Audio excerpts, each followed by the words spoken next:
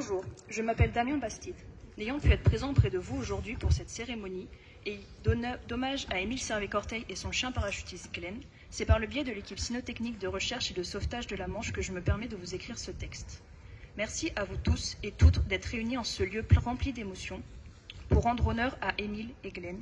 Tout ceci prouve qu'ils ne sont pas oubliés. Il y a plus d'1 an, j'ai été contactée par le CRS 50, qui avait comme projet celui qui est porté devant vous aujourd'hui même à Ranville.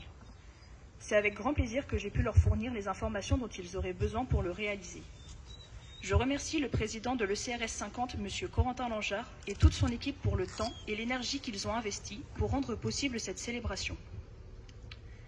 Étant devenu le parrain de la tombe d'Émile, grâce à un programme de parrainage mis en place il y a quelques années, j'ai pu réunir à l'aide d'amis également des informations sur la vie civile et militaire d'Émile. Ces recherches ont pu me faire connaître des membres de sa famille qui viennent parfois se recueillir sur sa tombe. Émile avait 19 ans lorsqu'il a trouvé la mort à quelques kilomètres de ce lieu où il repose à jamais avec son fidèle compagnon à 4 pattes. Il a accepté de s'engager volontairement dans l'armée, faisant son devoir de patriote comme des milliers d'autres. Ils deviendront ses frères d'armes, portés par cette envie de vivre en liberté et en paix. Quittant à peine l'enfance, le voilà en quelques semaines devenu un adulte, fier de pouvoir participer à notre délivrance à tous. Un adulte qui restera éternellement jeune. Son major le contraint à s'occuper d'un chien, afin qu'il se responsabilise un peu mieux. C'est depuis cet instant qu'il est devenu maître chien, d'un berger allemand, un berger alsacien comme la race était appelée durant la guerre. Tout de suite, ils sont devenus inséparables. Émile lui donnera le nom de Glenn. Ils ne se quitteront plus, liés tous les deux d'un amour entre un homme et un animal. Glenn n'en avait que pour Émile. Personne d'autre n'avait le droit de le caresser, ni de lui donner des ordres. Le chien ne répondait qu'à son maître. Ensemble, ils subiront un dur entraînement, réservé aux parachutistes, car Émile appartenait à cette célèbre 6e Airborne Division, au sein du 9e Parachute Bataillon Compagnie A. Cette division qui jouera un rôle crucial lors du débarquement de Normandie.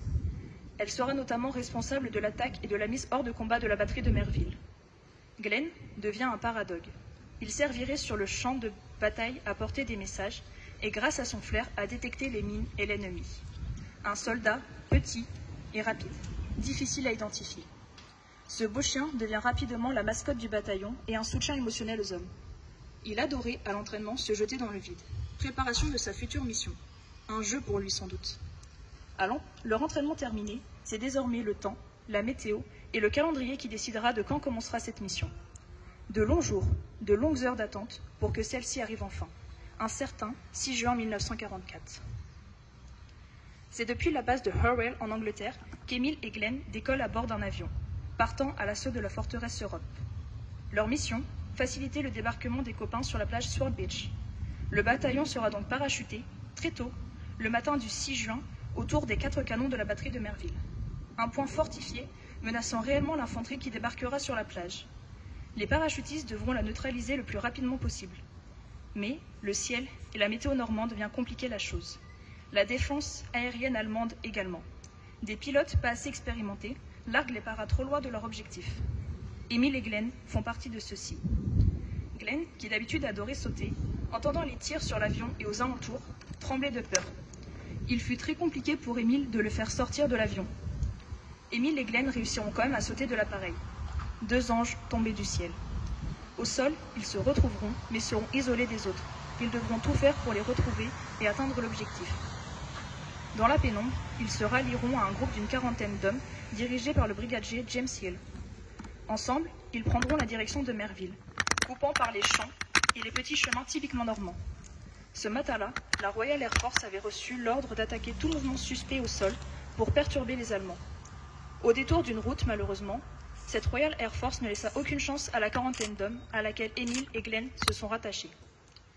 Confondant les parachutistes anglais avec des Allemands, ils mitraillèrent la colonne, de tous les feux que les avions pouvaient porter.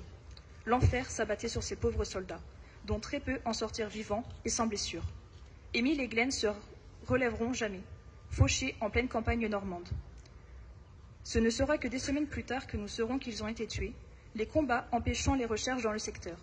Nos 2 amis seront découverts dans un cratère de bombes, Émile tenant toujours à la main la laisse de Glenn, liée à la vie, à la mort. il sera décidé qu'ils seront enterrés ensemble, ici même, à Ranville. Sa famille, par l'armée, apprendra son décès. Elle pourra faire son deuil.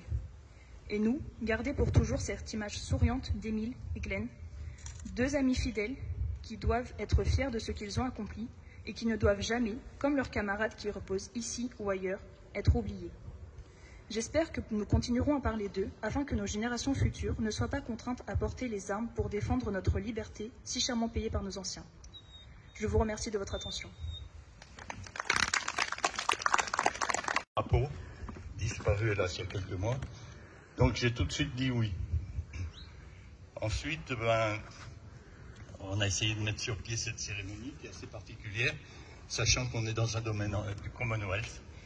Donc j'ai travaillé avec l'administration du Commonwealth, avec Pascal Louis Caillot, je ne sais pas s'il est là, et donc on a bloqué le protocole. Donc vous allez voir, ça change un peu de nos cérémonies à nous, puisque c'est des musiques anglaises. Il y aura quand même la Marseillaise. Voilà. Donc, avant de se laisser la parole au président Corentin Langeard, je vais excuser le député Christophe Blanchet qui devait venir, mais il a une réunion en urgence pour les gens du voyage. Je excuse aussi, je les excuse parce qu'ils se sont excusés, le sénateur Pascal Alizard, le Souvenir français, M. Emmanuel Bardot, le président pour le Calvados de notre association, qui est Claude Perals, mais qui a des gros problèmes de santé en ce moment. Monsieur Emmanuel Porc, maire de Cabourg et conseiller départemental, qui n'a pas pu venir. Voilà. J'excuse aussi le major Aurore Brunet de la gendarmerie. Et donc je tiens à remercier particulièrement Paul-Louis Caillot pour son aide efficace et puis notre entente, ça s'est bien passé. Et ainsi que le West Celtic Pipes qui nous a honorés de sa musique. Voilà. Donc je vais laisser la parole à Corentin Langeard, président de cette association, de cette équipe cynotechnique de recherche et de sauvetage.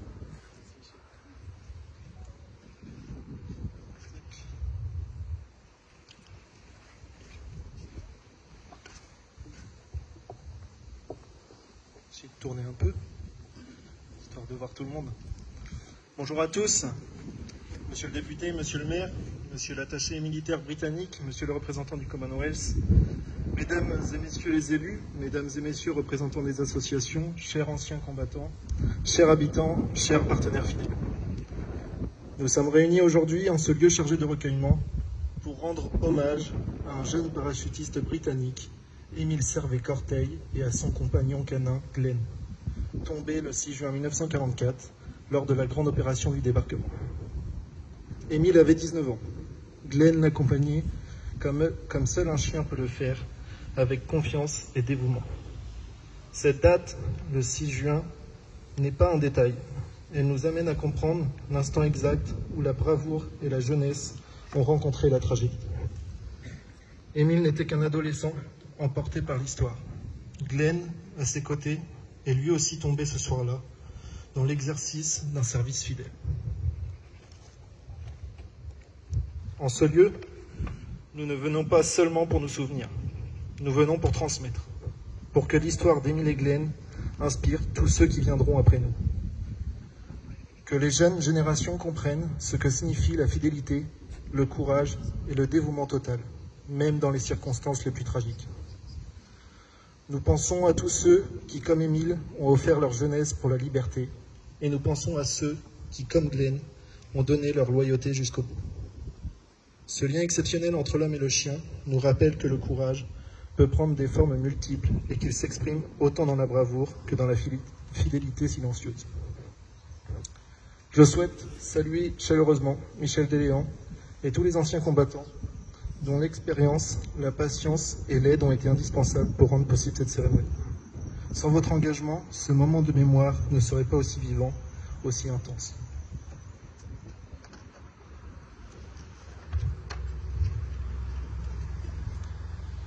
À travers ce rassemblement, nous affirmons notre reconnaissance et notre gratitude. Nous honorons Émile et Glenn, mais nous célébrons aussi ce que leur histoire incarne, l'amour et le respect entre l'homme et son chien, la valeur du dévouement et la force du souvenir partagé. Que cette mémoire continue de nous guider, qu'elle nous inspire dans nos vies quotidiennes, dans notre engagement envers les autres et dans le soin que nous portons à nos compagnons, humains ou animaux. Aujourd'hui, nous rendons hommage à deux êtres qui nous rappellent que l'amour et le courage ne connaissent ni frontières ni âge. Pour conclure, je prends toute la mesure du mot binôme, car nos compagnons de route s'appellent aujourd'hui à l'ECRS 50 Taya, Loki, Aiko, Puki, Ramsès, Polly, Pogo, Pepito, Althea, Ouija, Hooper, Darkan et enfin Sam et Daniel, qui sont présents devant vous et qui représentent nos héros du jour.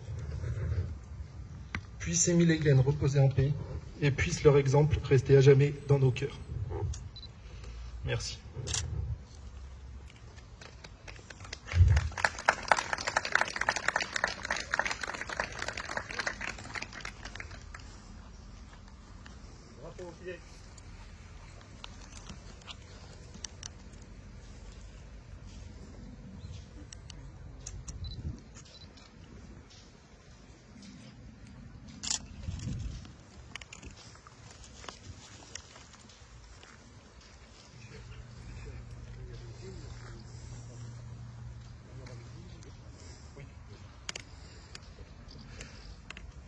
Mesdames, Messieurs, nous sommes aujourd'hui réunis pour honorer la mémoire d'Émile Cortel et de son chien Glenn. Je vous remercie tous de votre présence et je tiens aussi à remercier particulièrement Corentin Langeard, le président de l'équipe cynotechnique de recherche et de sauvetage de la Manche, pour avoir organisé cette cérémonie d'hommage pour les 100 ans de la naissance d'Émile Cortel et de m'offrir la possibilité de retracer la vie de ce duo symbolique de l'amitié et de la synergie de travail entre le chien et son maître, au destin malheureusement tragique lors du D-Day. Synergie amitié que l'association entretient en mettant les chiens au service des disparus et de leurs familles. Pour cette commémoration, retraçons le parcours et le dessin d'Émile Cortel et de son berger allemand Glenn, afin de leur rendre hommage. Le soldat Émile Servet Cortel est né en octobre 1925 à Watford et le fils de Servet Cortel est Jessie Amelia Cortel. À 18 ans, il s'engage dans le Norfolk Regiment le 6 novembre 1942 et se porte volontaire pour être parachutiste. Il est noté comme un jeune homme vif et plein d'esprit. Il effectue sa formation de saut avec succès auprès de la RAF entre le 23 août et le 2 septembre 1943. Son instructeur note dans son dossier « Très bon élément, bonne performance dans tous les domaines ». En plus du saut, il est formé comme maître chien avec son compagnon Glenn. L'idée d'intégrer des chiens aux troupes parachutistes revient au brigadier général James Hill. Ils étaient officiellement incorporés comme messagers ou chiens de surveillance et servaient aussi de mascotte à l'unité. Après sa formation, Émile Cortel est intégré comme soldat et maître chien au 9e Essex Parachutist Bataillon, unité formée à partir du 10e bataillon de Essex Regiment en décembre 1942 et rattachée à la 3e brigade parachutiste de la 6e Airborne. À la veille du D-Day, le 9e bataillon est commandé par le lieutenant-général Otway et composé environ de 700 hommes et d'un chien, Glenn. Pour faciliter le débarquement allié sur Sword Beach, le 9e bataillon a pour mission, le 6 juin, de neutraliser les 9 canons de la batterie de Merville. Ce point fortifié est une véritable menace pour l'infanterie qui poserait pied sur la plage, et les paras doivent neutraliser au plus vite cette batterie avant 5 heures du matin, ou à défaut, un croiseur de la Royal Navy sera chargé de détruire avec ses canons pour couvrir des débarquements. Le 5 juin au soir, Émile et Glenn embarquent à bord d'un avion Dakota en direction de la Normandie et de leur drop zone. Mais les avions peinent à repérer la zone en raison d'une forte couverture nuageuse. De plus, il y a un vent d'environ 50 km/h qui souffle en direction du nord-ouest, trop fort pour permettre un parachutage précis. Au moment du saut, vers minuit 50, les hommes sont trop à l'est par rapport à l'objectif. Pour compliquer ce saut, les Allemands avaient en plus inondé la vallée de la Dive, recouvrant une forte partie de la zone de saut prévue et provoquant de nombreuses noyades, qui seront l'une des causes majoritaires des pertes enregistrées par le bataillon, 192 morts le jour du 6 juin.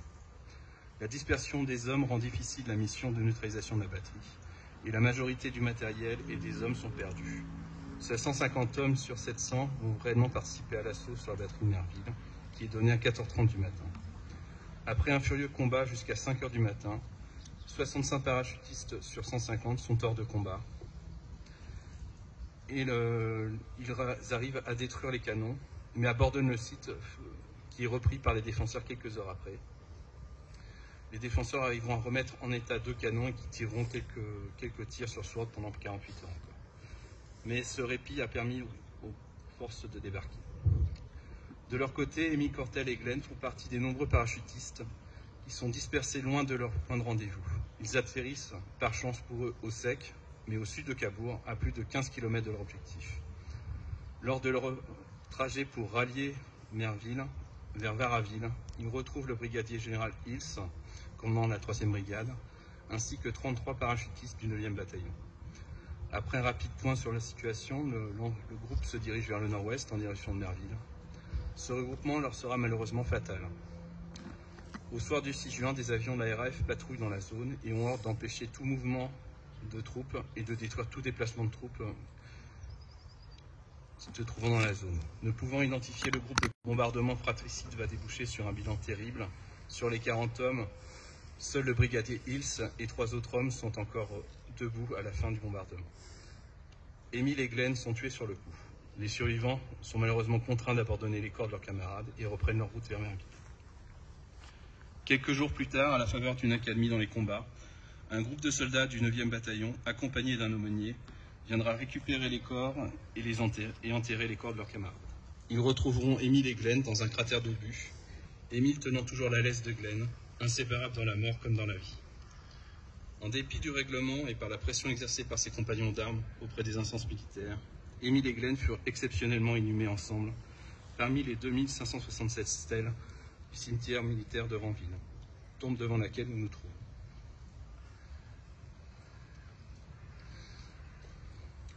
Sur cette tombe, vous pouvez lire une épitaphe rédigée par la famille de Cortel, qui traduit en français donne « Si vous aviez connu notre garçon, vous l'auriez aimé aussi. Glenn, son chien parachutiste, a été tué avec lui. » Pour compléter ce bref historique, nous avons un témoignage malheureusement anonyme publié dans une revue Pegasus Journal en 1989 d'un vétéran se rappelant de l'entraînement et de la vie commune d'Émile et Glenn. Je le cite. En 1943, lorsque nous entraînions dur pour le 6 juin, on nous a dit que la compagnie devait avoir un chien de guerre. C'était un magnifique berger allemand. Au début de l'entraînement, on nous a dit de le laisser à son maître chien, Émile. Il dormait à côté du lit d'Émile et était avec lui la plupart de la journée. Je peux donner quelques détails sur son entraînement de parachute car j'ai sauté plusieurs fois du même ballon que Glenn. Il est équipé d'un parachute qui était normalement utilisé pour les conteneurs de vélos pliants. Un parachute qui était beaucoup plus petit que les nôtres. Son harnais était conçu pour qu'il soit maintenu à l'arrière plus bas que l'avant, afin que les pattes arrière plus solides puissent supporter le choc de l'atterrissage. Je me souviens bien que quand nous étions dans la cage du ballon pour sauter, sur notre chemin à environ 800 pieds d'altitude, Émile devait empêcher Glenn de sauter avant que nous arrivions. Quand il a reçu l'ordre d'aller, il a crié et a sauté directement à travers le trou dans le panier. Son parachute s'est ouvert avec une ligne statique et en descendant, je pouvais le voir, il était au-dessous de moi. Quand il a atterri, il avait été entraîné à courir et à s'allonger sur son parachute pour éviter d'être traîné par le vent. Cela, il l'a fait et a attendu jusqu'à ce que Émile le libère de son harnais. Émile et Glenn étaient tout le temps ensemble lors des exercices avant le D-Day. Et tous connaissaient le chien qui était devenu un des nôtres. Glenn avait son propre parachute, un harnais, et attaché au harnais avec un petit feu rouge. Il a sauté seul et semblait souvent plus désireux de le faire que nous tous. Une fois sur la zone de largage, Glenn attendait son superviseur qui le relâchait et il partait en tant que camarade, prêt à accomplir toutes les tâches qui lui seraient assignées. Souvent, lors des exercices, j'essayais d'imiter le maître du chien, mais en vain. Malheureusement, ils ont été tués ensemble, mais je suis sûr que si cela avait été leur destin, personne d'autre n'aurait voulu qu'il soit différent. Enfin, pour conclure, citons qu'il n'y a pas eu que Glenn comme chien à être parachuté le 6 juin 1944. Il y a eu 3 autres chiens qui étaient incorporés dans un autre bataillon, le 13e, qui ont également sauté et pris part au combat. Vous avez les noms de Bing, Morty et Rani. Le plus célèbre fut Bing, qui était un chien qui a été formé à la surveillance. Lors du 6 juin, il n'a sauté qu'appâté par un morceau de viande, et à l'atterrissage, malheureusement, il s'est blessé et est resté coincé dans un arbre. Il sera par la suite soigné et effectuera un second saut lors de l'opération Varsity en mars 1945 pour la traversée du Rhin, où son flair sauva plusieurs vies et de nombreux soldats. Il sera d'ailleurs décoré de la médaille Dickin, qui est l'équivalent de la Victory Cross pour les animaux, en 1947, et mourut à l'âge de 13 ans en 1955. Je vous remercie de votre attention.